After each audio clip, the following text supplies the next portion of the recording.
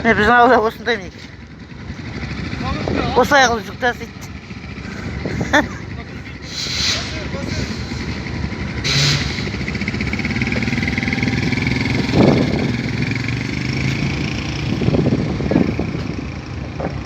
Ассалаумағалейкум достар. Келесі сатылым Елтем 200-лік бұл 14 моделі ақ қыстауға бекет бауырымызға сатылып жатыр. Жақсы, еліңе жарасын.